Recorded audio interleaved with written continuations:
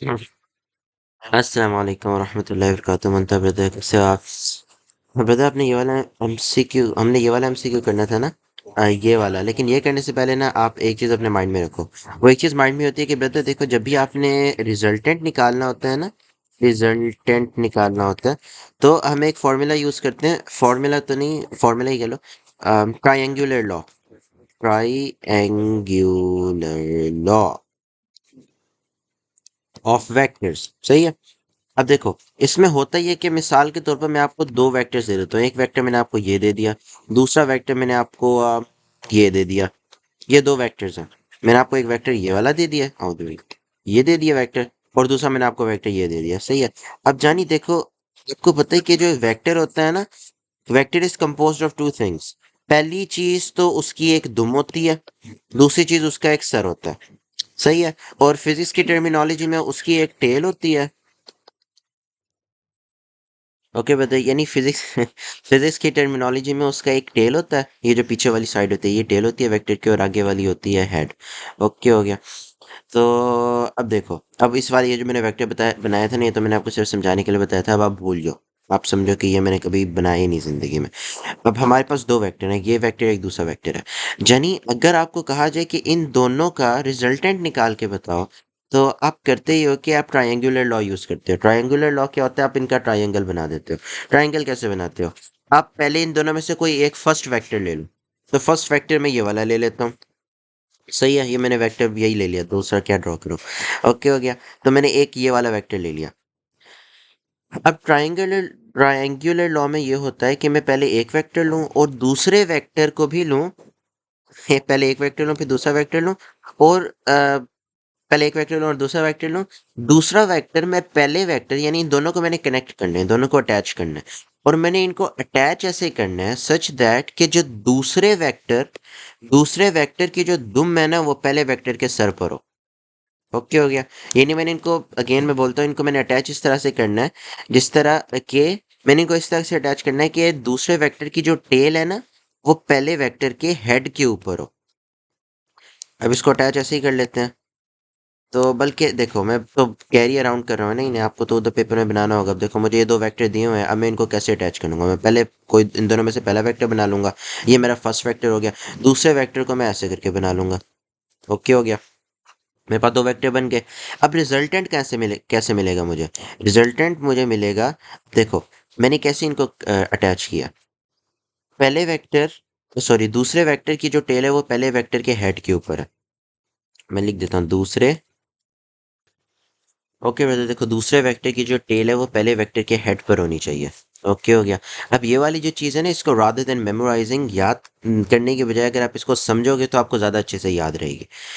सही है। तो आपने इन दोनों वेक्टर्स को ऐसे लिख देना है। अब इनका रिजल्टेंट कैसे निकलेगा? रिजल्टेंट निकलेगा ऐसे। पहले वेक्टर की जो टेल है ना, मैं रेड से बना देता हूं। पहले वेक्टर की जो, बल्कि नहीं, वाइट। पहले वेक्टर की जो टेल है, वो दूसरे वेक्टर के आप हेड तक लेके जाओगे ना, ये आपका रिजल्टेंट बन गया। यानी this is the resultant. Okay, हो गया। ये आपको टेढ़े मेढ़े किसी भी तरह के वेक्टर्स दे सकते हैं, लेकिन उनका रिजल्टेंट निकालने का तरीका ये होगा कि आप उनको ऐसे रख दो। वैसे डिफरेंट तरीके होते हैं, उनमें से एक तरीका ये वाला है जो कि हमने इस क्वेश्चन में यूज करना था। ओके, हो गया। तो और ट्रायंगुलर लॉ की तरह ही ऐसा भी हो सकता है कि आपको दो वेक्टर ना दिए हुए हो। आपको मिसाल के तौर पर एक और मैं अपनी तरफ से क्वेश्चन बनाता हूँ, आपको बहुत सारे डिफरेंट दिए हुए हो वेक्टर्स। यानी फॉर एग्जांपल, आपको एक वेक्टर ये वाला दिया हुआ है, और आपको एक वेक्टर ये वाला दिया हुआ है, और आपको एक वेक्टर ये वाला दिया हुआ है। आपको तीन वेक्टर दे दिए हैं उन्होंने, और आपसे कहा जाता है कि इन तीनों का निकालो। तो अब आप ट्राइंगल कैसे बनाओगे? क्योंकि ट्राइंगल तो दो बना के फिर तीसरा उसका वो बन जाती थी ना, वो बन जाता था, रिजल्टेंट बन जाता था। इसमें आप कैसे करोगे? इसमें भी ट्राइंगुलर लॉ वाला ही मेथड करना है कि आप वन बाय वन करो। पहले वेक्टर को लो, दूसरे वेक्टर को पहले वेक्टर की हेड से अटैच करो, फिर तीसरे वेक्टर को दूसरे वेक्टर की टेल से अटैच करो। और अगर ऐसे और ज्यादा वेक्टर्स हैं तो आप और करते जाओ, करते जाओ, करते जाओ। यानी पुराने वाले वेक्टर, यानी जो आपने न्यू वेक्टर लिया ना, उसे पुराने वाले वेक्टर की, सॉरी, न्यू वेक्टर की जो टेल है उसे पुराने वाले वेक्टर की हेड के ऊपर रखते जाओ। सही है। ये चाहे जितने भी हों, आपने यही वाला मेथड आप कर सकते हो। पहला वेक्टर मिसाल के तौर पर इनमें से आप कोई भी पहला वेक्टर ले सकते हो। मैंने ये ले लिया, सही है। देखो, ये मैंने पहला वेक्टर ले लिया। दूसरा वेक्टर ये वाला था, इसको मैं इस तरह से रखूंगा कि इसकी जो टेल है वो पहले वेक्टर के हेड के ऊपर हो। फिर इन दोनों को मैं अटैच कर दूंगा। ओप्स, ये हो गया, हाँ जी। तो अब ये मैं कैसे करूँगा? ये देखो, ये हो गया, दूसरा वेक्टर हो गया। अब मैं तीसरा वेक्टर लूंगा। तीसरे वेक्टर को मैंने दूसरे वेक्टर पे ऐसे रखना है कि ये इसकी इसकी टेल दूसरे वेक्टर के हेड के ऊपर हो, यानी पुराने वाले वेक्टर के हेड के ऊपर हो। यानी एक तरह से आप जब इनको अटैच करते हो तो भूलते जाओ पीछे भी वेक्टर्स हैं। सही है, ये दूसरा तीसरा मैं बोल रहा हूँ, इसे थोड़ा सा शायद आई थिंक आपको कंफ्यूजिंग लगे। लेकिन अब ये देखो कि मैंने जो न्यू वेक्टर लिया वो पुराने वाले वेक्टर की, न्यू वेक्टर जो लिया उसकी जो टेल है वो पुराने वाले वेक्टर की हेड पे होनी चाहिए। आई थिंक ये बात मैं 1000 बार बोल चुका हूँ, सॉरी, अब दोबारा नहीं बोलूंगा। तो बल्कि नहीं, एक बार फिर बोलूंगा मैं, क्योंकि ये वाला क्वेश्चन तो करना है ना। तो अब मैंने देखो इसको ऐसे अटैच कर दिया, इसकी टेल, सॉरी, इसकी जो टेल है वो मैंने इसके हेड पे लिख दी, रख दी मेरा मतलब, या फिर आप कह सकते हो अटैच कर दी। ओके, हो गया। तो ये मेरे पास बन गया। अब इसका रिजल्टेंट कैसे निकालेंगे? शुरू शुरू वाले वेक्टर की टेल को एंड एंड वाले वेक्टर के हेड से आप ज्वाइन कर दो। दे यू गो, हो गया, ये आपका रिजल्टेंट बन गया।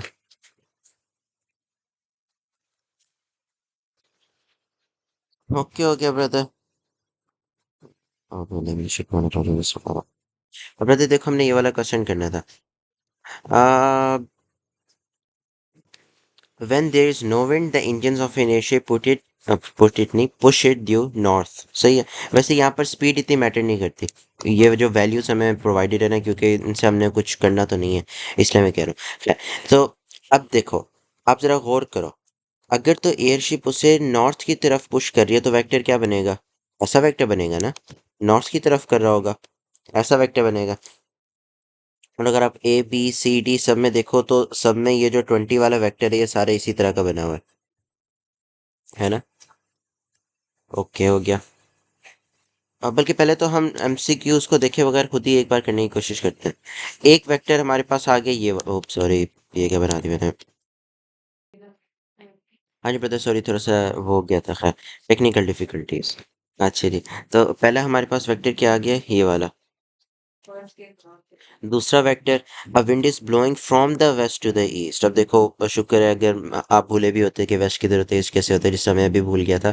तो ये उन्होंने कंपास भी प्रोवाइड किया हुआ है, सही है।